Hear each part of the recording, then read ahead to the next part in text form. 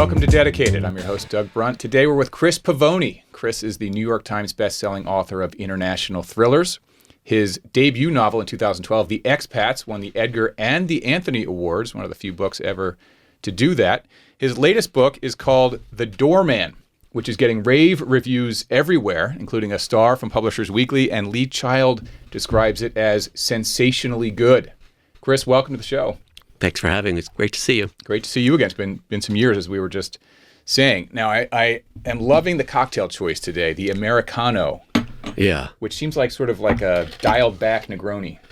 It is a dialed-back Negroni. It was the predecessor to the Negroni, and the Negroni became the Negroni because there was an Americano, and a guy whose name was Negroni, a count, went to a bar and said, "I'd like an Americano, but put gin in it, please." And that became the Negroni. That's an amazing backstory. I had no idea. This is fantastic. I love a little cocktail knowledge. I spent a brief amount of time of my life as a ghostwriter. I ghostwrote 2 books. One of them was a book about fancy weddings, and the other was a book about cocktails. And for the better part of a year, one day a week, I sat all day long with a guy who was at the time arguably the most famous bartender in America, and we talked about cocktails all day long for 7 or 8 hours while I took notes and asked him questions.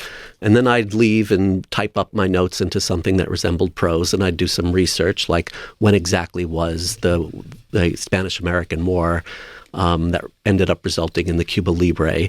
And so I learned a lot about cocktails during that year. I'd previously edited one of this guy's books. It was fantastic fun. And I don't drink so many cocktails anymore, but I still have some old knowledge floating around. Leads to the afternoon nap. Yes. I did look it up because I had never had one. I'd never made one either. Yeah. So I did see it was like an 1870s thing. So this is if you like a Negroni, but you don't want a drink to be an evening ender. A Negroni is a very powerful drink. Yeah. You know, it's only hard alcohol and not hard alcohol watered down by a little bit of melted ice. Exactly. And they're very, very easy to drink. And you could easily have 3 of them in 45 minutes and find yourself like under the candy, table. And you don't have any idea. So the audience knows this is Campari, sweet vermouth, and a little club soda with an orange twist. Cheers. Chris. Great to see you. Perfect. That is good. Perfect for a warm spring Tastes like afternoon. summer. Feels like we're in a Luxembourg cafe. Yeah, it does. Not Luxembourg, though. Italy. Luxembourg. Italy, okay. Yeah. I mean, you could sort of, we'll get to the Luxembourg part of the story in a bit. But first we'll start in Brooklyn, where you grew up, I believe. I did grow up in Brooklyn, yeah. But this was not current Brooklyn. This was Brooklyn. I was born in 1968. In the 1970s, 1 million people left New York City. And if you were moving to Brooklyn during that era, you weren't moving there with a degree from the Ivy League and an entry-level job in finance. You were moving there because you were immigrating from Haiti or Jamaica, and Brooklyn was where your cousin lived. Mm-hmm. It was a very different city back then. This was the bankrupt city. Absolutely, stickball in the streets, gutter to gutter. Where I grew up, we played in the street every day. Mm-hmm. And New York in general was just a very different place. And it was a bankrupt city. It was a very dangerous city. Everywhere. And that was the environment I grew up in. And now New York is so different than it was then. And a lot of it looks the same, but it really feels very different. And what did your parents do? Were they They were artists, New York City leaders? Public School teachers. Teachers. Great. Yeah, they were teachers. So many people on this show have had a parent who was a teacher or a librarian or something like that. Is that right? Yeah. And they were New York City public teachers at a time when, again, it was harder than it's ever been. Then, it was a tough job because it was a tough place to be, and a lot of them had gotten into teaching, honestly, as a way of not going to Vietnam. If you went and taught in an underserved neighborhood, you got your draft deferred. And so for the only time really in American history, there was this huge generation of men who are becoming teachers, and especially elementary school teachers, because that was the job you could do without a more advanced degree. I didn't know that. That's interesting. Did you ever have one of your parents as a teacher? No, they did not teach in my neighborhood. That would have been really awful. I mean, I've met a couple of people who had that experience, and it's written a lot about. People write stories about having their parent as a teacher. It definitely doesn't seem fun. Yeah, the awkward moments are all over the place. How about siblings? Did you have? Yeah, I have a younger brother who lives in Brooklyn. Growing up in Brooklyn in the 70s, and in particular when I was a teenager and teenager in the 80s, there was nothing I wanted more than to not live in Brooklyn. And now that Brooklyn is so desirable, and my wife, when we got together, immediately wanted to move to Brooklyn, and she was probably right. Like we would have been those people buying brownstones in Brooklyn. Sure, and I had to explain to her, listen, no, no now and no never. Like all I want out of life is to not live in Brooklyn. To not get back to that zip code. That's interesting. Even though now it's like, the artists and it's all around. Still no appeal? No. You like this I feel side like I really missed the boat. Yeah. So you do get out of Brooklyn, though, and go to Cornell, I think, yes, undergrad, right? I did. English major? I was not. I really didn't know what the hell I was going to do. And I think it's remarkable that anybody knows what they're going to do when they're... I graduated from high school a little early. I was 16 years old. Good, by the way. Be careful, yeah. Well, there's no gin. I feel like right, I there's no gin. One. I don't know how kids figure out what they're going to do. I mean, I always try to take that pressure off. I'm like, you're probably going to have 4 or 5 or more careers. So just, pick one, run with it, understanding you're going to jump to something else most likely. You mean for your own kids? My own kids or any kid. I was just talking to some undergrad at Penn State yesterday who wants to be a novelist. Mm-hmm. And he's thinking about law school. I'm like, go. So many people came to writing. Lee Child, Amor Tolls. I came to writing late. You came to writing late. Yeah. Close to our 40s for most of us. Yeah. And that's great. Go. You're filling up the well of experience and sort of maturing your view of the world and what you have to say about it. It's all fine. Don't like rent some flat in Brooklyn at 22 out of college and say, I'm going to be a novelist. Like, that is not going to end well for almost anyone. I could not agree more. And I wanted to be a novelist beginning when I was in college, and I'm so glad that I didn't. I'm so happy to have not written a book when I was in my mid-20s. And I feel like so many people set out into the world of being a writer to prove to the world how smart they are. Mm-hmm. And I think those books are horrible and those careers are bad too. And by the time I got around to writing, by the time you got around to writing, I think any notion that we may have had that we needed to prove to the world how smart we were had been disabused by us learning that we're not that smart, and that we shouldn't go about trying to prove that the thing about writing for publication is that it's writing for other people. It's not just writing for ourselves. That's what a diary is for. And I think growing up and learning that, and learning that you're not that smart, and writing a novel isn't a form of self-expression only. It's a form of entertainment or education. It's there for readers. It's not there for you. I think that's something, a viewpoint that comes with a little bit of maturity. Yeah. I'm embarrassed about things I wrote 12 years ago, let alone 35. That would just be an utter humiliation. Yeah. So from Cornell, though, was your first job in publishing?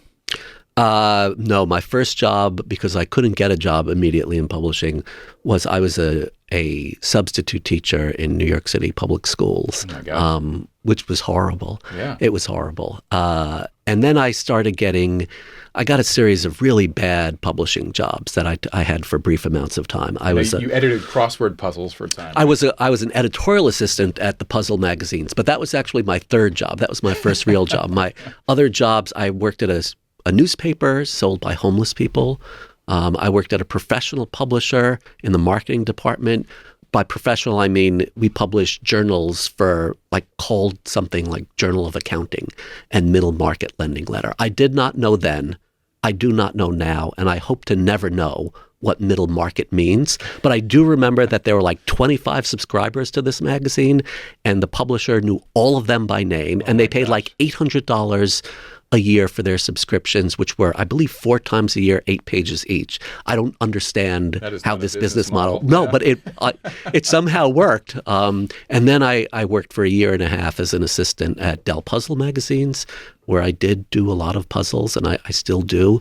And doing puzzles has, in fact, informed how I write novels. Interesting. In what way? Do you do the crossword puzzle? I have done a few. My wife got obsessed with them for a period of time. I have done a few. There was this English teacher I had who could do the New York Times like Thursday puzzle or whatever, the hard Friday puzzle, I guess, in some record time. I used to watch that, but a few times. I'm not an avid guy. It's more like vacation, when you get the Times Digest and you're sitting on the beach somewhere. I do those. Well, I've been doing the puzzle daily really since college, and I'm glad you mentioned the Thursday puzzle. Thursday is a special puzzle. It's hard, but it's not the hardest. The hardest are Friday and Saturday. What's special about the Sunday puzzle, the Thursday puzzle, is that it's a little bit hard, but it also has a special theme. So you need to solve two different things. You need to solve every word, but you also need to solve the overall theme in order to get that. And that method of constructing a challenge is something that I decided to try to create in novels. That sounds very Dan Brownish. It is, but there's the immediate suspense of whatever is happening in this scene and with this character, with this set of characters, and we're heading towards something. But then there's also a bigger thing that you don't see at the beginning, and you don't even necessarily know it at the end. It isn't until the very end that you realize what the entire theme of the thing has been. And that's so I don't want to jump all the way to process, but I can't let that go yet. Well, and so just another moment on that.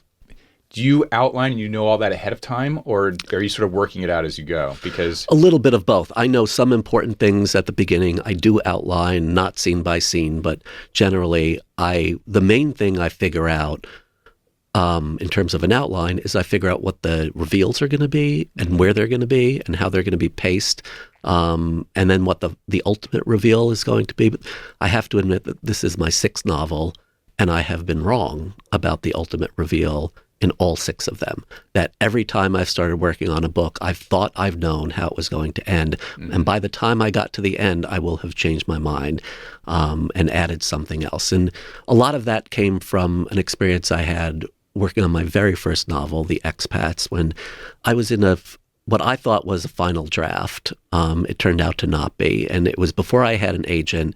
And I went out into the world looking for people to give me some advice. And one of those people was a publisher of a big publishing house. And he read the novel and he took me to lunch. And as in a typical publishing lunch, we sat through the entire meal without talking about the thing that we were there to talk about until he got the check and paid the bill. And he said, "Chris, I like the book very much, but not enough happens." And then he left, and he didn't give me anything more.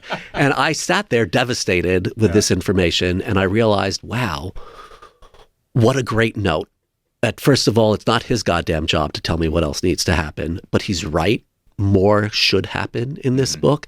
And I spent the next couple of months just trying to figure that out. Like, what else can happen? And when I realized other things that could happen, I also discovered a new ending. And it's sort of like an ending that happens in a movie where you think the whole thing is over, and then there's another minute and something turns on its side. Yeah. And that I pulled that off for the first book, and I decided I want to try to do that really all the time. Yeah. Well, and we'll have a whole segment on the Doorman here in a little bit too, but I thought you did that very well here. And you mentioned the word pacing. Yeah. Which I've had a number of conversations with people lately about this, with the sort of thriller genre. And the thing now is there's only one pace, and every scene is a crazy twist. Yeah. And then by the time you get to the end of the book, you're like, I can't even make sense of this thing anymore. And this happens, like, it translates to Netflix shows. You finish the show and you're like, what in the hell did I just waste my time on? You actually pace this thing perfectly. There needs to be some suspense and build up before the reveal happens. Otherwise, it's just like, well, there's just another reveal. Of course, I was expecting that. It's meaningless at this point. Yes. So anyway, we'll come back to that because I thought you did great. But back to the editing. Yeah. Were you a copy editor? Oh, God, I was a copy editor, and I love being a copy editor. It's the most hellish job I can imagine. I don't know how you do that. These people feel like a special breed to me. I don't know how it happens. I appreciate that. I'm going to take that as a compliment. Yeah. Like, really, I mean, it's like a focus and a tenacity or something, because so the audience knows a copy editor goes through line by line, down to grammar, typos, enough spaces or too many, too few between words, all the tabbing, plus, it has to, making sure the logic flows. Mm-hmm. It's an amazing, laborious task. I just can't imagine that. It was very gratifying, I have to admit. And so much of it is about making sure that the the book adheres to its own internal rules. That as simple as the character's name is spelled the same exact way all 450 times that person appears, or that a serial comma is used 100% of the time or 0% of the time, and that this type of thing is capitalized and this type of thing is not capitalized, and do you have a capital after a colon or not? And I liked those rules. I liked following those rules. I liked imposing those rules on other people. Now, as a novelist, I hate having those rules imposed upon me. And I spend a lot of time in the copy editing stage saying "stet," which is what you say when you want somebody to just leave you alone. No. Back off. Maybe this is grammatically incorrect, but I wanted to keep it that way. Copy editing was a very revelatory experience for me, not just because of the copy editing, but because what it forced me to read that I would otherwise not read. It was my job to work on basically every book that Doubleday published in a given year. And that was somewhere like 120 new books a year. And although I wasn't the copy editor on all of them, they crossed my desk in some way, and I had some job to do on all of them. And that was my first experience in my life of reading contemporary commercial bestsellers. I was 23 years old when I started this job, and up until that point, I read what I thought of as literature with a capital L. And now it was my job to read everything, including things that were crassly commercial and horrible, including cookbooks, which I'd never read, obviously, before, including business books, including books about equestrian life, including books edited by the person at the end of the hall who was Jaqueline Onassis, which was its own type of education. But the most important thing that ended up happening to me in those years— you were working down the hall from Jaqueline Onassis? Yes. Jaqueline Onassis, as you know, spent a very brief amount of time as First Lady of the United States. What she did with most of her adult life was be a book editor.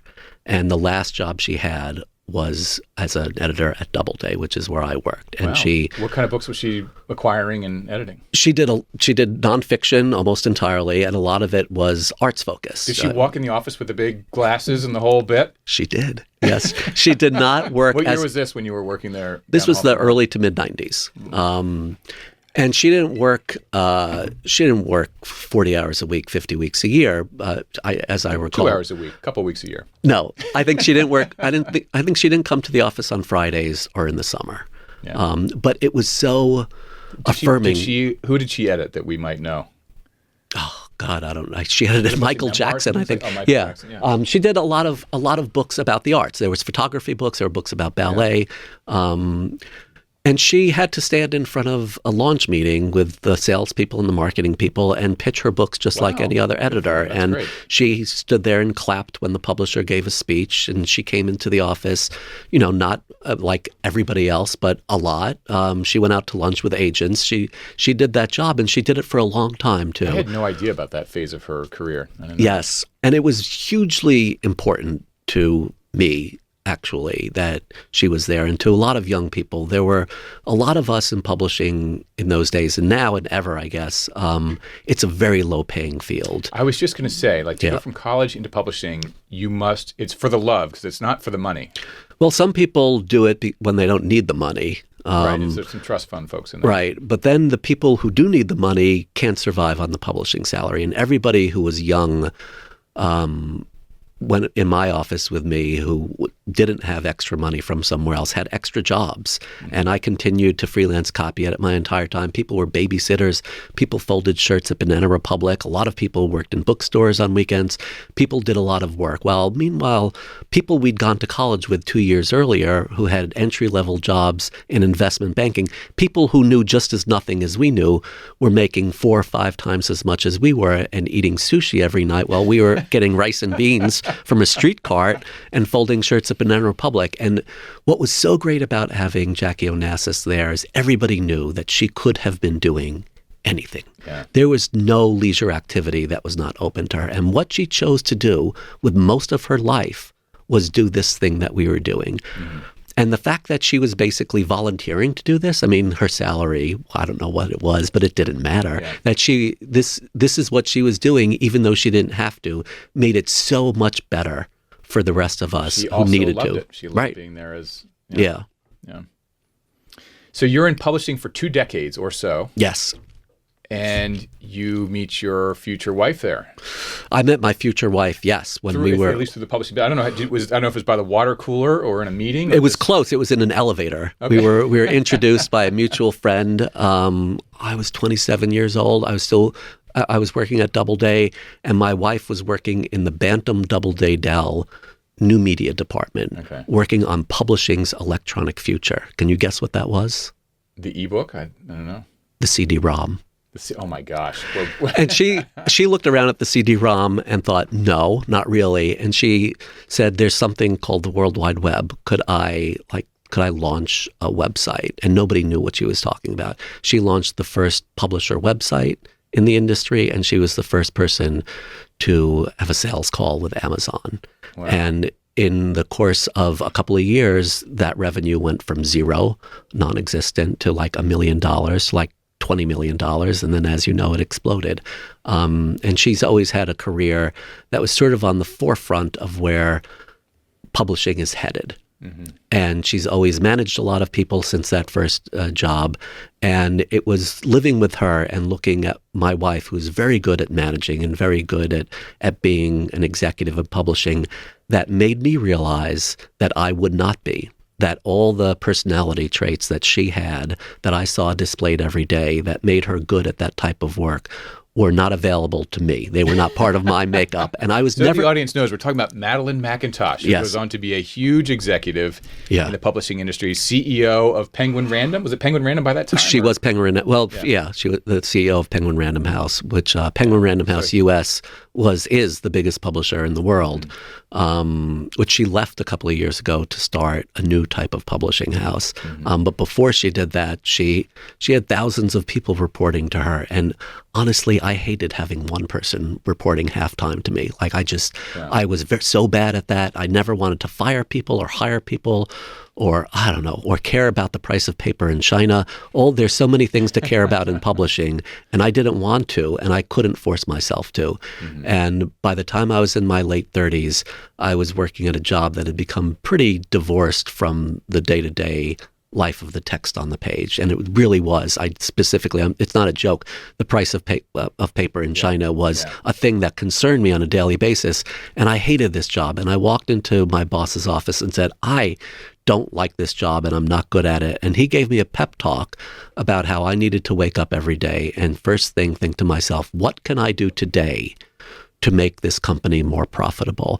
And as I was sitting there listening to this pep talk, I was thinking, would it be too rude to quit in the room? And I realized that, yes, that would be too rude. So I said, all right, thanks. And I went home and I resolved to quit the next day. Worst pep talk ever. Thank you, but you've now made me realize this is not for me. And the thing that was not for me wasn't publishing. It was being a manager in publishing and ultimately running a publishing house. I realized I was never going to do that. And that's a tough thing to realize when I was 38 or 39 years old, that the ceiling here is finite. And can I go backwards? And can I go back to just being a day-to-day editor and do that for the rest of my career? Plenty of people do that. They start as an editor when they're 22 years old, and they retire as an editor at 75 years old. And maybe that was for me. But I always wanted to write. And I thought, well, this is it. This is the time. If I quit now, I'm still young enough to not be an old writer. But now is a good time to do it, except for the fact that I had 2 little kids and 2 mortgages and then no job. I know. So we know each other, so I kind of know your story, although not all the details, which I'm excited to get into, because this is one of the great transitions into writing of all time. And one of the questions I had was, would you have made this transition to writing no matter what, or did it take this trip to Luxembourg? So the audience knows, I guess Madeline gets a job over in Luxembourg. Yeah. You follow your spouse to Luxembourg. Yes. You are the primary caregiver for young kids. 2 kids? Yeah, twins who were 4 years old when we moved. Yeah. 4 years old, you arrive in Luxembourg. So you're in the playground talking to other folks, watching their kids on the swings and whatnot. And that's the spark. So you are, in real life now, an expat living in Luxembourg, which becomes, in some ways the subject and certainly the title of your debut novel. Yeah. So take us to Luxembourg playgrounds and cafes. Well, the most important part of Luxembourg for me, or the most defining part, was that I'd grown up in New York City. I went to college, but then I immediately came back here. And I lived in a town where my family lived, where everybody I knew had ever lived, and I knew how to do everything, and I knew where everything was. And it felt very much at home. And I'd never gone out into the world and needed to make a whole new set of friends, except college, but everybody does it in college. Everybody's in that together. But here I moved to Luxembourg, where I knew 0 people. I did not speak the language. I didn't know how to throw away the trash. I didn't know how to get pet insurance. I didn't know that I needed pet insurance, and I didn't know that a notary needed to be there when I signed my pet insurance papers. And everything was so confusing to me and hard. And the experience of being an expat for the first time and not living in New York for the first time was compounded by the experience of no longer having a career, no longer having an answer to the question of what do you do, and also being at home with little kids, which is its own completely different type of alienation, where in days when the kids were not in school and I spent the entire day with nothing other than 4-year-olds, meting out discipline and dealing with tantrums and dealing with food and shopping all the time and cleaning up messes. To sound pretty good. Who can I manage back in New York? Well, everything started to sound pretty good. And I was totally unprepared for all of this. And I didn't know. I thought the hard part was going to be speaking French. I didn't know that the hard part was going to be being a parent and making new friends and inventing a new life, that those are really hard things to do. And I was doing all of them at once. Being an expat is a hard thing. And I greatly admire people who do it, especially people who can do it serially. That it's its own type of adventure and a very strange existence where you have a group of friends and then one day somebody just moves to a different country and you never see them again. Mm-hmm. That happens all the time for expats. And what was happening for me all the time was that Luxembourg weather is horrible. It's the worst day of the year, 200 days a year. But you can't stop the weather from preventing you from having a life. And as everybody from Scandinavia reminded me all the time, there's no such thing as bad weather. There's only bad clothing. Right, and so poorly dressed people. Right, you get yourself the right outerwear. You can go to a playground even if it's pouring. And I spent a lot of time in playgrounds. And in one playground in particular, one day I found myself talking to a stranger on a bench because that's what expats do. And this woman just would not give me any information about her. I asked her a question like, where did you live before this? And she said, oh, we got around. And that was the most ridiculous answer I've ever heard anybody for any question. And it's like White Lotus season 3. Have you seen that? Yes, exactly. Like, I did stuff. Yes, what the hell? And you know, big thing. It's like, my God. I thought that maybe she thought I was hitting on her, and so I very, very quickly transitioned into talking about how much I love my wife. And then I thought, well, maybe this woman is a spy. Or maybe she's too inept to be a spy. Maybe Luxembourg has a bit of a reputation for that. Well, Luxembourg is it's the private banking capital of the world. It's one of the EU's 3 capitals. It's a city, half of the people who live in Luxembourg are from somewhere else. They're expats. They're not permanent immigrants. They're there temporarily. If there are not spies here, where are there spies? This is what, and we went to the embassy. Like there's the people we knew, the Americans we knew worked for the government. It was obviously a spy situation. This woman was obviously not a spy, but maybe her husband was. Mm-hmm. And that got me thinking, maybe this is the book that I write.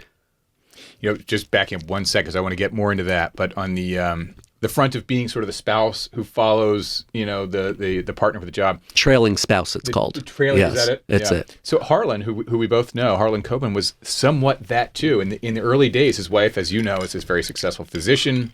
I think he got $5,000 for as an advance on his first novel. So he was doing the carpools and dealing with the tantrums all day long in the early days. And like Harlan, for you, it has worked out. And, you know, you're this big bestseller now. But in the early days, that's, you know, whether you're working in publishing as an editor or as a writer, most writers are not making enough money to pay the rent. Almost none. Have other jobs too, you know.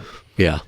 All right. So that was the other piece about the book, The Expat. You wrote a first draft, which was less of a financial crime thriller, and then you kind of took the same seed of the idea, but kind of redid it into what you ultimately sold as The Expats, which is more of an international financial thriller. And I wanted to ask you about that change, because I have seen you in some other interviews online talk about the need for a writer to kind of pick a lane. You have to decide what kind of writer you're going to be. Yeah. And then pick that lane and do it. And the one example I think you gave in the interview that I saw of someone who doesn't need to do that necessarily but can do anything is Jennifer Egan. Yeah. But for most writers, it makes sense. And certainly for the agent representing them, it makes sense to say, I'm going to be this kind of writer, I'm going to do that. Can you talk about that for a minute and your decision to, how you changed The Expats and how you've gone from there? Yeah, that's a great question. I mean, I think Jennifer Egan and almost nobody else has a successful career of writing a different type of book every time. And in a way, it's almost ridiculous to think that you could. Like, it doesn't exist in other professions. Like, if you're a physician, you don't just one day decide to be a different type of physician. Like, you're the physician you are. You're the musician you are. You're the lawyer you are. You're the painter you are. The thing that you're trying to do is to create something that people recognize that they want and can come back to again and again. If the goal is only to publish one book, you can publish whatever the hell you want. But if the goal is to publish a second book, then you have to, I think you don't have to, but it makes a lot of sense that you should try to do something in the same vein, give readers the same type of experience. And I don't mean writing exactly the same book over and over again, which some people do, especially people who write a book a year, write very, very similar books year in and year out. They know the formula, they know the type of plot they want to do. Or maybe they even have an incredible character, like lead child we mentioned earlier. You got Jack Reacher. It's like everyone wants to know what Jack Reacher does next. Let's Absolutely. And he doesn't need to invent a whole new world every book. And he's such a talented writer, too. He really got it. But that's the way most successful careers work. Not necessarily by doing the lead child thing of writing with the same character every year, but writing a similar type of book. Mm-hmm. And I realized that you have to choose that for your first book, that you may not recognize with your first book that that's a choice you're making, but it is. And it's important, I think, to make sure that you're doing it with eyes wide open, that if you intend to write mysteries, you don't begin by writing a romance. And if you intend to write literary fiction, you don't start with writing a thriller. And that maybe you can transition slowly, one book at a time, sidling out of the room. But most likely your audience, if you are lucky enough to have one, your publisher, if you're lucky enough to have one who continues to want you, are going to want something that's recognizable as a follow-up to the previous book. And that doesn't mean a sequel. It just means it's the same type of reading experience. Yeah. And that's what I've tried to do. And I'm a lot slower than a lot of people who do what I do. And in large part, I think that's because I try to make my books different enough each time, inventing a whole new world while also still being in the same type of reading atmosphere. Yes, exactly. Yeah. The same mood, as they say. It reminds me of an early, the publishers want the same, but so do the agents. Every agent who represents you, that's a business decision on their part. They could, it's that cliched, time is money. If they're going to spend any time on you, that's money for them. It's a business decision to spend time on you. And so when my first book came out, it did okay.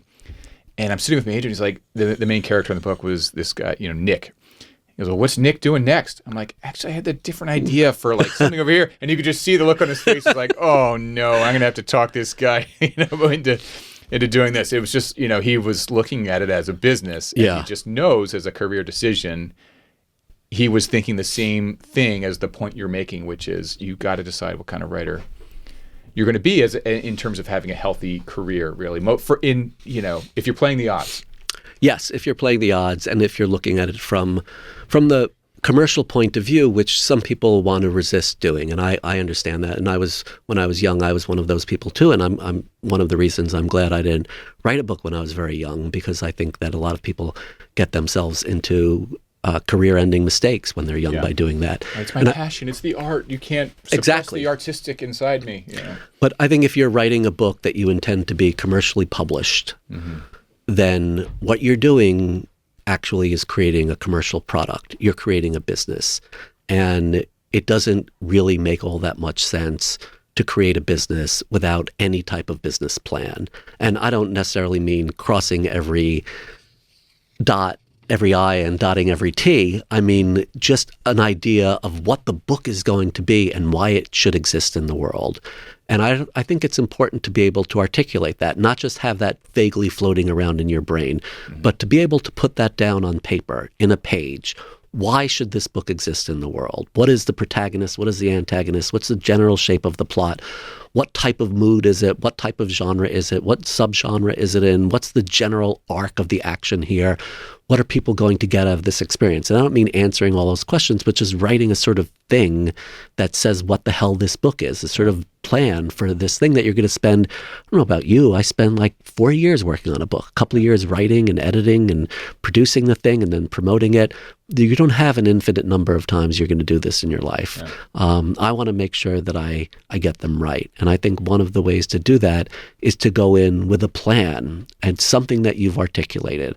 And by articulating, I mean writing it down and getting it into words and sentences on a page. Because I think that... Do you actually write sort of a mission statement for Absolutely. For each book? I write what's basically flap copy. And largely because I think writing is not just a way of communicating, it's a way of thinking. And until you've transferred the vague thoughts floating around in your brain into words, into a sentence, into an argument, onto a page, you don't know what you don't know. You don't know that you don't have a plot, you don't have an ending, you don't have an antagonist, you don't have a central conflict. And that, at the end of a book, is a very bad time to discover that you don't have those things. The right time to figure that out is at the beginning. This is perfect, because we were going to get into process next. And so when you talk about you don't know what you don't know, you write the flap copy, which, audience knows that. You open up the hardcover, there's a little couple paragraphs there that sort of tease the book. Do you have a sort of a checklist of here's the things I want to, you say, I need to have conflict. Here are the things I need to see in each book. Is there sort of a checklist you have when you say, all right, here's what I'm doing for the next 4 years? No. I don't have a checklist. What I have is the mission to create something for myself that is a very compelling argument for this book. 1 page, 300 words or so, and it's pretty deliberate that it's that length, because whether you know it or not, when you start a book's life is largely going to depend on a series of 1-page pitches. And for people who are not published, that first 1-page pitch is going to be written by you. It's going to be a query letter to 1 agent or 50 agents or 500 agents. And every single one of those agents is going to make the decision of whether or not to read your manuscript based on your 1-page pitch. Yeah. And if you get an agent who's willing to take you on, they're going to do the same exact thing to editors. They're going to write a query letter to editors, and they're going to begin drafting their query letter by looking at your query letter. And when they eventually... While you're talking, I'm freshening up my... I see that. Because this is a fantastic drink. I'm loving the Americano. When the editor acquires the book, as a way of acquiring the book, they're first going to need to take it into an editorial meeting where they're going to discuss it with their colleagues, and they're going to begin that discussion by talking about the book for 1 minute or 1 page. That's then going to go into an acquisitions meeting where the same thing is going to happen. That's going to go into a launch meeting and a sales conference. And person after person is going to give 1-page pitches in catalog copy and bound galley copy and the flap copy for hardcovers and publicity pitch letters and the pitch letters that foreign agents give to foreign publishers to try to procure foreign deals. All of that is going to be 1-page pitches. And it does matter. I mean, just even this little show here, as one example, we get pitches all the time. Because now all the publicists of the big publishers and the small ones, submit that 1-pager you're talking about all the time. And Mike, the producer here, reads, I don't know how many of those you read all the time, but you get dozens of those weekly now. And, some grab your eye and some, so it's really, it has to be sort of popping. Well, if they suck, they really, and the person who's going to spend the most time thinking about these pitches, working on these pitches, caring about these pitches, the person for whom it's most important is you, the author. Everybody else is going to care less than you do. They're going to try less hard and just because they have other things to do in their lives. Yeah. You don't. The thing that you have to do with your life as an author is write the book and make sure that people understand what's good about it. That's a great practice to do that as the very first thing. That's a great idea. I think a great tip for writers. Like, start there. Like, you can always change it. Absolutely. It's not set in stone, of course, but it's a great leaping off point. I do change it. I change it a lot, but I also consult it a lot, even to not change it, to make sure I'm still doing the thing I thought I was supposed to do. Star through the process a little bit. And it's also, for me, it's not really just a question of having an ultimate pitch. That's the far commercial end of the process. But the process of writing a book, I find, for me, goes a lot smoother if I know what it is exactly that I'm trying to accomplish. Mm-hmm. And that writing that pitch makes me focus on that. Like, what is this book about? Is this book, and I'm going to say this book is a modern day Bonfire of the Vanities. It's a thriller about race and class and privilege. Just articulating that to myself, which I just did in a few seconds, that's not something that I sit down one morning and bang out before lunch. That's something that I thought about for months or years before really being able to effectuate it. I'm not saying this is a simple thing to do. Those are things that I thought I had floating around in my brain, but until I actually forced myself to get them down into something like a dozen words, I didn't have the full idea for the book. Mm-hmm. There is such an important step there in actually putting pen to paper and writing it down. That does something to the brain, I think, whether you're taking notes in class or whether you're establishing your mission plan for the book. Actually writing it is an important step. One of the most ridiculous things I've done in my life was, I think I was 27 or 28 years old. I noticed that there was a hole in the marketplace for a book that people could use to take notes about the wines that they drank. There was no such book. One might argue the world didn't need a book. I argue that the world did need a book, so I wrote one. I published it. It was called The Wine Log. It is still in print. It was, I think, published in 1998. I get increasingly small royalty checks. The last one may have been like a royalty statement for 43 cents, and they won't cut a check for that small. But one of the things I learned in that process was that the reason that people use such very specific and florid language to describe wine is not just to look like an asshole or sound like one. It's because the process of translating the sensory experience into language is what puts the experience into the part of your brain that you will be able to access later. If you don't translate the experience into words, it's a lot harder to recall it. That's interesting. And that it's language, in fact, that causes us to remember things. You don't just remember them unless they're very dramatic. But if you've had 100 red wines, they're all red wine until you start saying things like chocolatey or barnyardy or licorice. And those things may sound ludicrous, but they're the things that take that experience and put it into the part of your brain that you will be able to access later. Oh, that's interesting. I'm going to remember that next time I'm tasting and eating and whatnot. So a couple more geeky process questions. When you write, I am picturing you in a cafe with like loose leaf paper with cappuccino stains and writing as you might have in Luxembourg. Is there a particular place that you write, and is it by hand or do you key it in? Now here? Yeah. Yeah, I write in Soho House mostly. I don't write at home. I've never been good at writing at home. I quit my last office job when my children were 2 years old, and at the time they were not in full-time school, and we had a babysitter with them during most of the hours a day, and I could not be home. Like if the kids were there, it was a disaster. I was not going to get any work done. And as I mentioned, I was ghostwriting, and I needed to actually work. It was not one of these optional, I'm going to write a novel for the next 4 years. I was on a schedule with these books. I needed to produce words on the page every day. And I immediately started looking around for office space in Manhattan. And I looked at a few spaces in the course of a couple of days, and boy, did they make me sad. It was like subletting rooms from small law firms with like one lawyer and possibly going out of business and a broken fax machine right outside the door for like $900 a month. And I was so despairing about this. And I mentioned this to somebody I was having drinks with, and she said, you should just join Soho House. And I didn't really know what it was. And I said, how do I do that? And she said, don't worry, I'll take care of it for you. And she did, and I joined. And as it ended up turning out, I've written basically 1 billion words at Soho House. And I leave home every morning, mostly, and I get down there first thing and I work. And it's I've been there a couple times. I know there's sort of a theater room, and it's sort of a swanky club at times at night, but there's also a lunchish cafe. So you're at a table basically in what it's a lot like working in a hotel lobby, except I can leave my computer on the table and go to the bathroom and not worry that anybody's going to steal it. And I go there often enough that the staff know me, and there are other amenities that I really don't use. There's a swimming pool that I think I go to maybe once a year. I used to use it when the children were little. I haven't been to the screening room in at least 12 years. I don't do any of that. And I don't socialize there. I use it as a co-working space, really. And I've met people there. I like going there. But mostly what I like about it is it's not home. And I can't do laundry there. I can't cook dinner there. I can't rearrange my bookshelves there.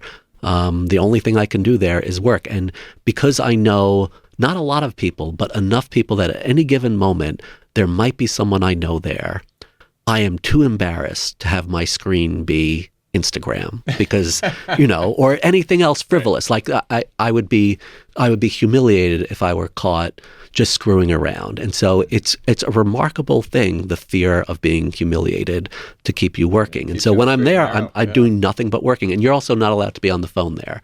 So I don't have phone calls. I don't have Zooms there. I'm only writing.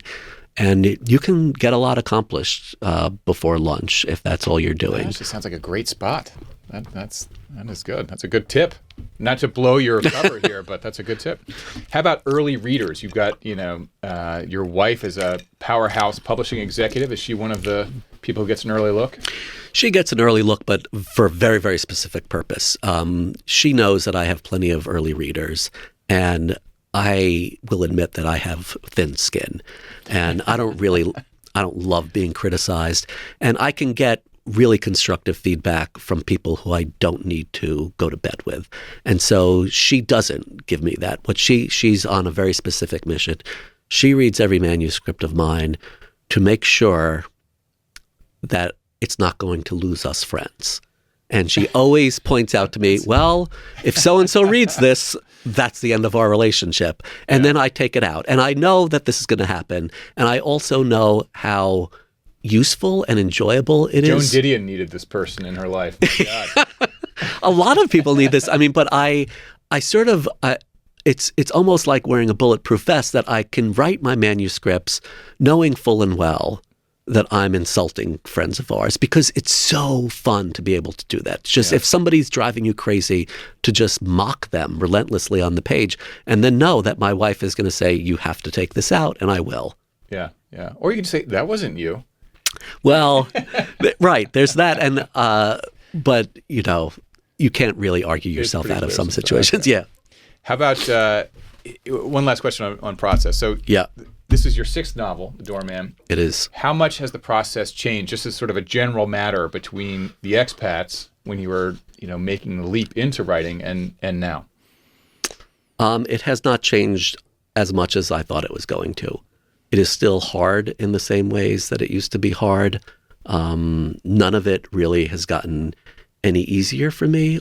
I know what to expect more, but I've always sort of known what to expect because I worked in publishing for so long. And a lot of the process of publishing a novel is fairly opaque to a lot of authors. And you really, as an author, you very often have no idea what the hell's going on in the publishing house and why it's taking so long and why certain decisions are made. And I have to admit that I still am confounded by some of it, but largely I know what's going on, and I'm not as anxious, I think, as a lot of people because of that.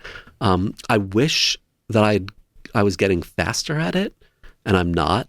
And part of me wants to say that I don't care about being faster. I sort of do care, but the most important part of me also recognizes this thing, which a really lucky thing happened to me. Didn't really happen to me. A few years ago, more than a few years ago, when The Expats was first published, Malcolm Gladwell gave a speech to the Association of American Publishers. I was not in the room. I was not a publisher. It was a bunch of people who worked in publishing. And he started talking about a book that he'd read that he'd really loved, and he didn't know the author, and he didn't know the agent, he didn't know the editor or publisher, but that it was clear to him that everybody who worked on it had put a lot of care into making it good. And he ended his speech by saying, I don't need more books. I need better books.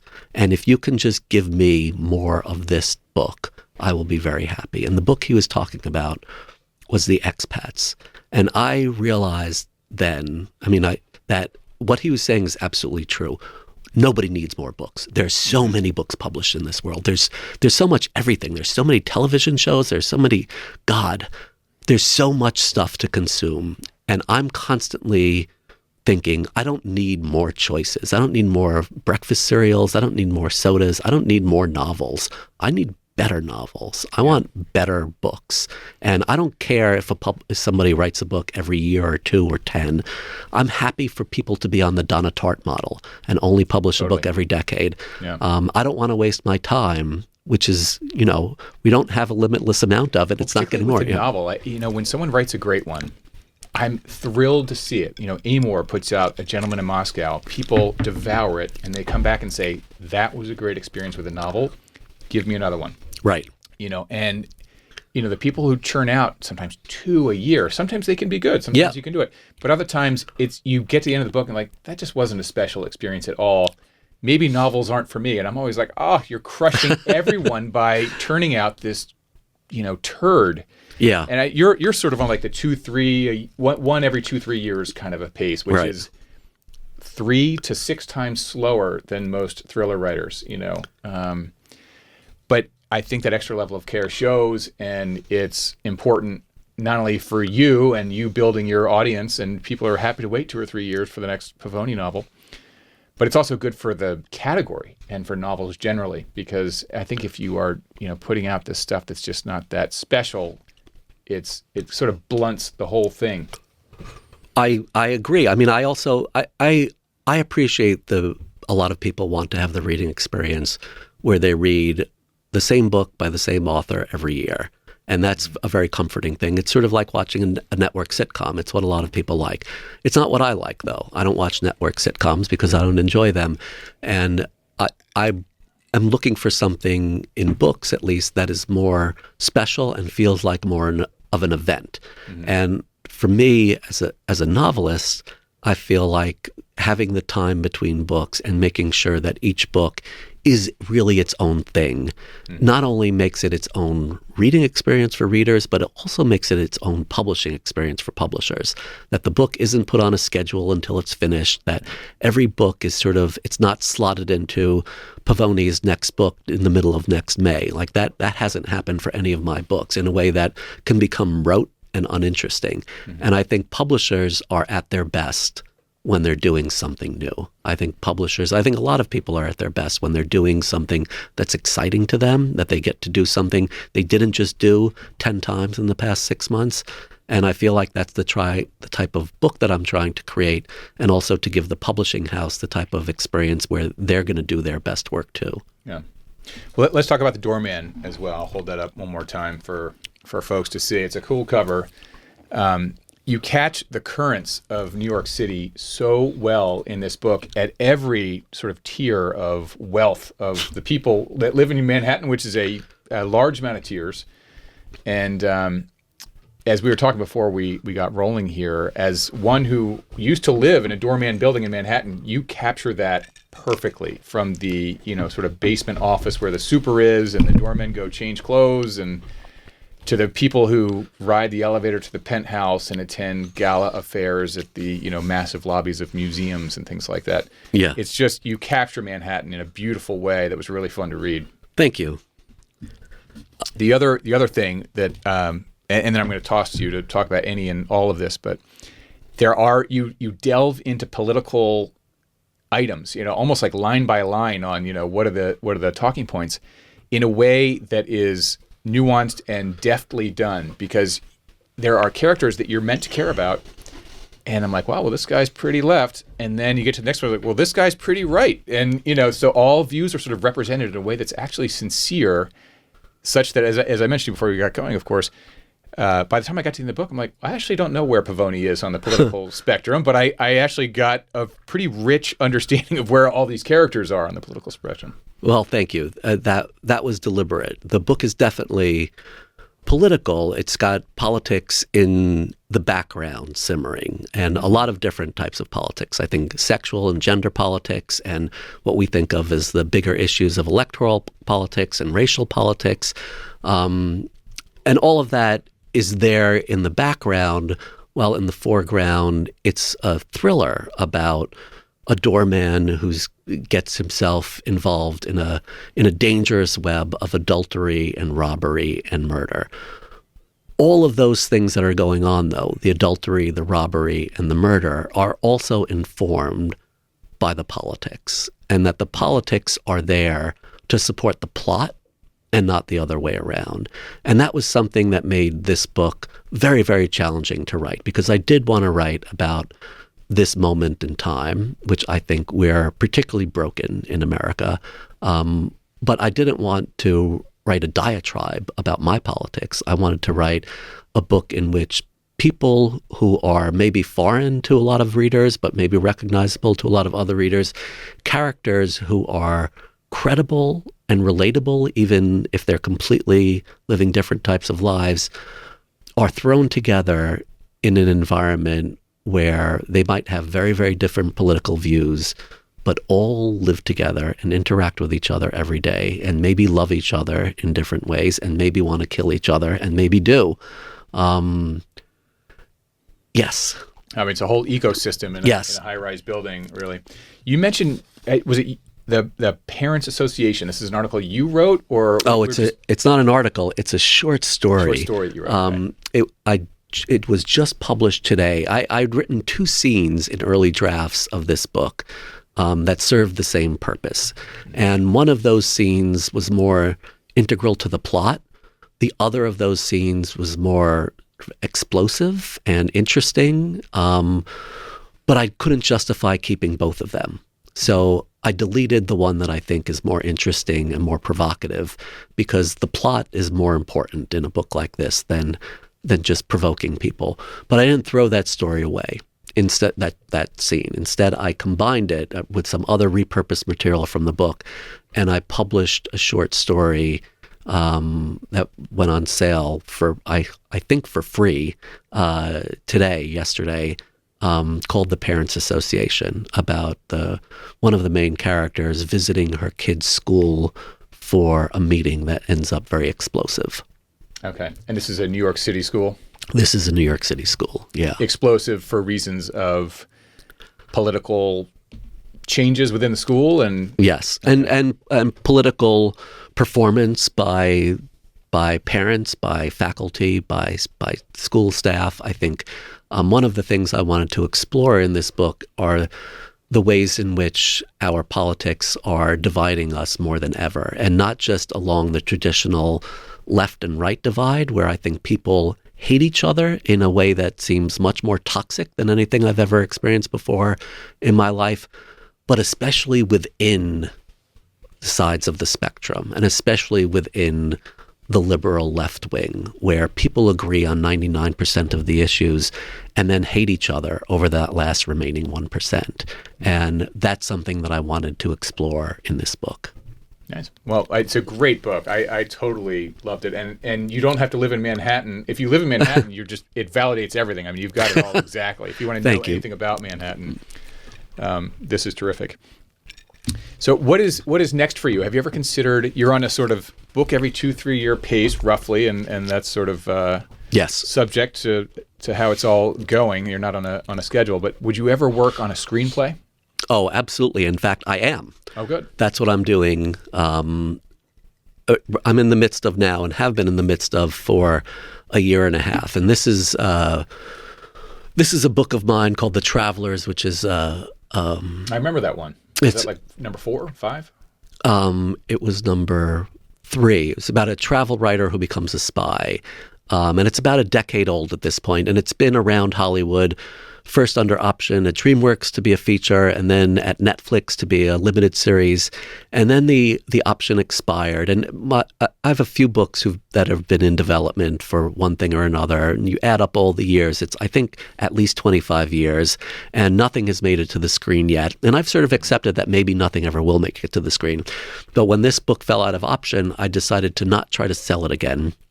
but to try to put it together myself, mostly because I wanted to do something new. And a friend of mine who's an actor was interested in starring in it. And I said, great. How about you also help me figure out how to write a screenplay, and then we go out into the world and try to get it made.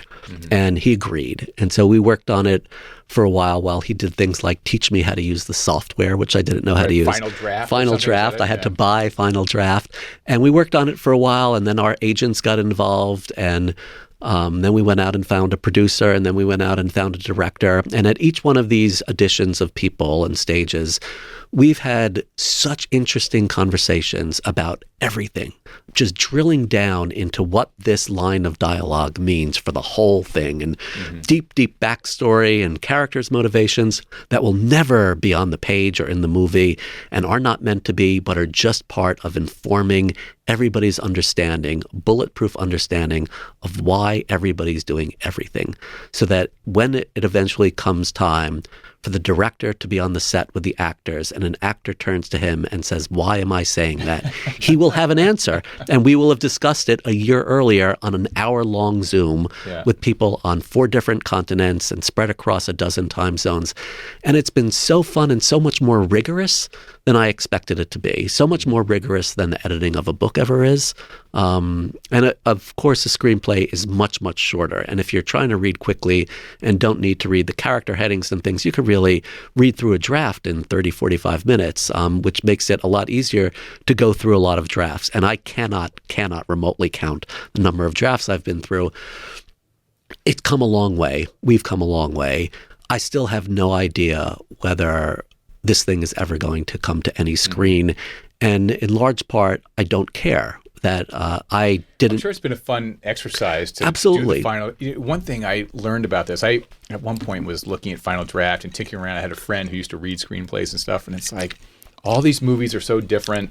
They feel different. They look different, and yet almost every one of them is exactly 120 pages of typed, on a print thing on Final Draft with the same weird tabbing and, interior, day, kitchen, whatever. Yeah.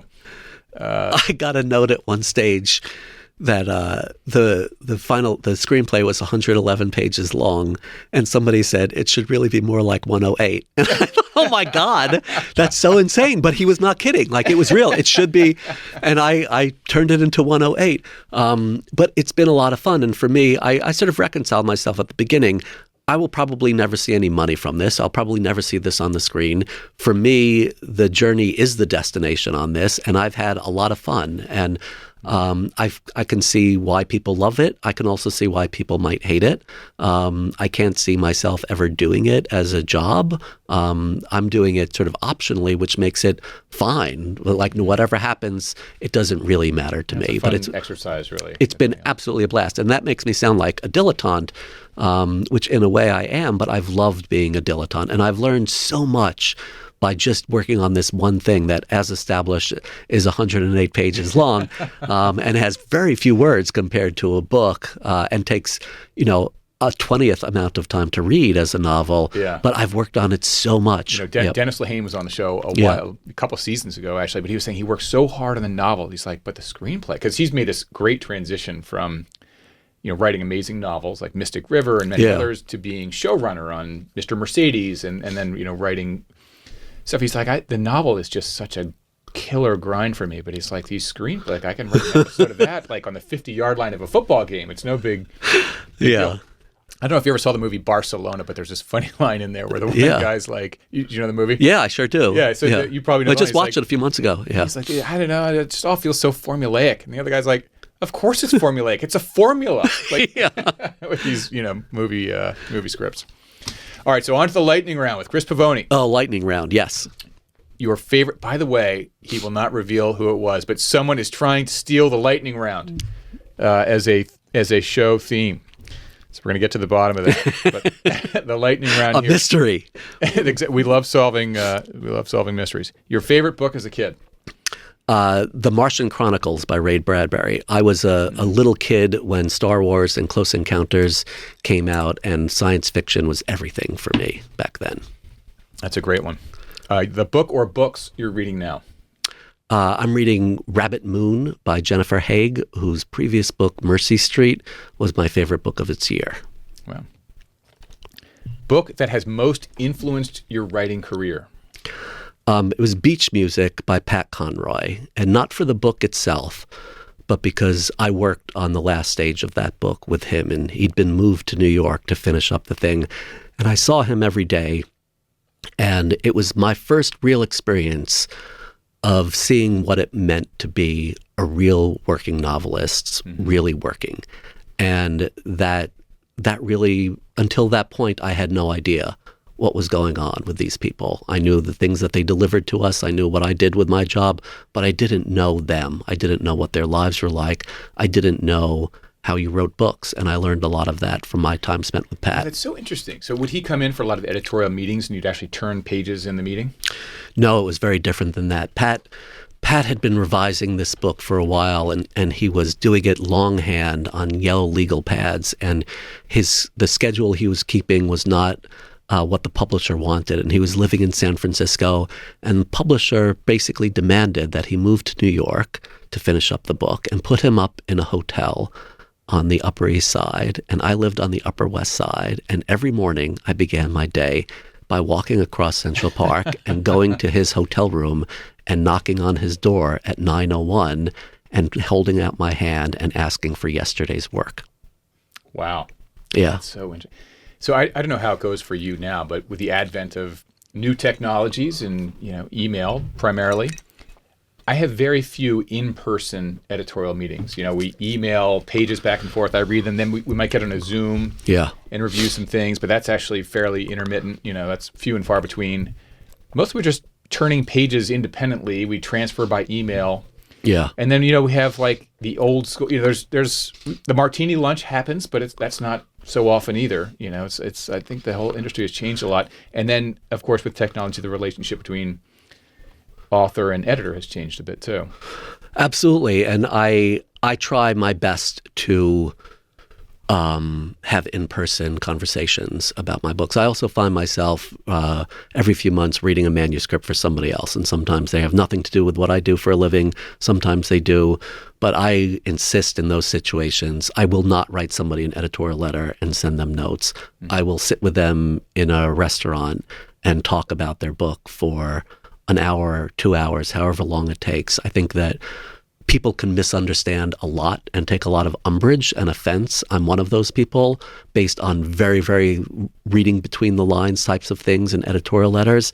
But when you're sitting with somebody over a table and sharing food and talking about, I didn't really feel this was credible, or I was a little confused in this section, or did you give thought about whether you really want to be doing this? And did you ask your children if this is okay with them? And I find that all of those conversations are useful to everybody, and nobody ends up feeling hurt in a way that editorial letters can really backfire. Yeah, and I think it's also personal. So of course, it's very personal. Take it personally, right? So, and it's all subjective. That's the thing about editorial. There's no such thing as 2 + 2 = 4 in an editorial conversation. There's just, I think it would be better if. Yeah. And that's hard. That's a really hard part of being an editor, and it's a really hard part of being a writer, and just absorbing that there's no absolute truth to somebody's opinion about what will make a book better. They're just different ideas. Yeah. Well, that's cool. Pat Conroy, one of the greats. All right. Best city in which to be an expat? That's a good question, and I don't know that I have a good answer. I was only ever an expat in Luxembourg, and I do not recommend that. But interestingly, you already mentioned the place where I think would be the perfect place to be an expat, and that's Barcelona. It's a very livable, walkable, affordable, beautiful city with nice weather. It's big enough to have everything, but not so big as to be overwhelming. And right now, one of my kids lives there. He's on a semester abroad. So the twins are now in college? The twins are in college. One of them is spending a semester in Barcelona. The other is spending a semester in Rome. And they were on spring break last week, and my wife and I went and met them to drive around rural England and Scotland, which also included dinner with Lee Child, who's spending a lot of time in England right now. But it was a fantastic trip. Good for him. I thought he was out like in the Midwest in the mountains. He was, not the Midwest, the West. He was in Wyoming and Colorado. He gets around. Yeah. Yeah. As you do when you're a lead child. Least attended book event ever. This was brutal. It was, I can't tell you where, and I won't tell you who, but it was one audience member, and there were two of us authors. It was so bad, though. Outnumbered them 2-1. That's amazing. I think that's a first for that answer. We've had a lot of, 1-on-0, 1-on-1, but 2-on-1. 2-on-1, and that situation is so co-author? bad. No, I won't. I won't. But it was so bad that it was enjoyable in the same way that if you realize in the first 5 minutes that you're watching one of the worst movies ever made, then it could become almost funny, even if it's not a comedy. That it's just so. Did you give the whole thing? Yes, absolutely. Like all the questions, all the answers, everything. It was great. All the questions. How many questions did the one guy have? Oh no, not his questions. The other author. Oh, We went okay. through everything. No, he had. I don't remember if he had any questions. Yes, he did have questions. Obviously, he had questions, and we answered all of them. Like he had the mic forever. Oh my gosh, that's so funny. Can you name the state? No, I'm not gonna. I'm not gonna get myself in that's trouble. so funny. All right, favorite few recent TV shows to recommend to the audience. I am right now watching The Studio and loving it. Seth Rogen is the star and one of the creators of this. It's about a guy, or it's about a studio. It's about a movie studio, and I just think it's terrific and hilarious. It's brand new. I don't it's know brand this new. one yet. Okay. Yeah. And I think it's I like fantastic. Seth Rogen, so maybe I'll give that a shot. And I'm eagerly awaiting the next season of The Diplomat. Kerry Russell is one of my absolute favorites. Americans. I haven't tried The Diplomat yet, but I love The Americans. Me You ever too. watch that? Oh God, yeah. I mean, The Americans. Most underrated show ever. Is it underrated? I loved it. I mean, it was like decently rated, but I just think it's one of the top 10 of all time. I loved it. I agree. Yeah, it's fantastic. Most enjoyable thing about being an editor. I was a nonfiction editor almost entirely, and one of the great things about being a nonfiction editor is that the people who you're publishing, the authors, are almost all of them the leading experts in their fields. And I discovered that it doesn't matter what the field is. The leading expert in any field is a fascinating person. They're passionate. They know more than anybody else. They care more than anybody else. They're always energetic people. It's a fascinating self-selecting, not self-selecting, the world has selected them, but the publishing industry then selects them too. These people who we're going to anoint, or they've already been anointed by the Today Show or whatever, as the leading expert in. Everybody who's that is enjoyable to be on the other end of the phone with. Is there a world-leading expert in crossword puzzles? Yes, well, The New York Times it's Will has Shortz now. Yeah. AO, or what is his name? No, it wasn't AO. That was the other guy. We're trying to book Will Shortz on the show. Yeah. Anyway, we might have one. Yes, when I worked in the Puzzle Factory in the early 1990s, it was Will Shortz. He left. He just recently left the Times, right? Yes, and he still does the puzzle segment on NPR on Sundays. Will, if you're out there, come on the show. But everybody who's that person is an interesting person to talk to and to be in business with. And some of them are lunatics, but that doesn't necessarily need to be your problem. That just makes makes life more interesting. Yeah. All right. Most enjoyable thing about being an author. As I'm going through this process of writing a screenplay, I'm taking notes from all sorts of people, and it's very unclear to me who the boss is, but I'm pretty sure it's not me. And so everybody's notes are things that I need to deal with. And I'm thinking about that in the context of what other people do for a living. I ended up realizing that being a novelist is unique in that you don't have to take anybody's notes. Yeah. And I go out into the world and I actively solicit them from my agent, from my editor, from early readers, from all sorts of people. I want their feedback. And I want to listen to their complaints about what to do.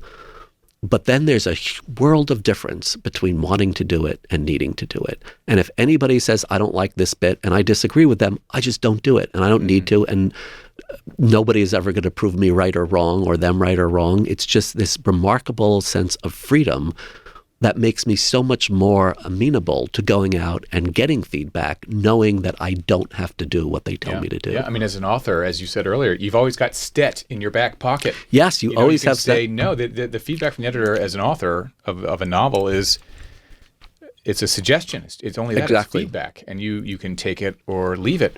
The hierarchy involved in making a show or a movie, the screenwriter is fairly far down the hierarchy. There's the director in a show. There's the showrunner. There are a number of people, and the screenwriter of a movie barely gets a screen credit. They're kind of down the list quite a bit. So. But it's also almost everything. I mean, there are very few jobs in this world where you don't have a boss. Even CEOs of huge corporations, they have to answer to somebody. Almost everybody has to answer to somebody. Yeah. And novelists really just don't. Like, nobody's going to reject a book because you didn't make the change on page 78 that they wanted you to make. Like, that doesn't happen. Yeah. All right, last question for Chris Pavone. One piece of advice for the audience. That one-page description I discussed earlier, write it. That's great. That's terrific. I fully endorse that. I love that. Thank you. Chris, thank you. Great to see you. This has been a pleasure. I've never done one of these before with alcohol, and it makes it better. Great. Well, we'll keep that rolling. Thank you very much. Thanks, Chris.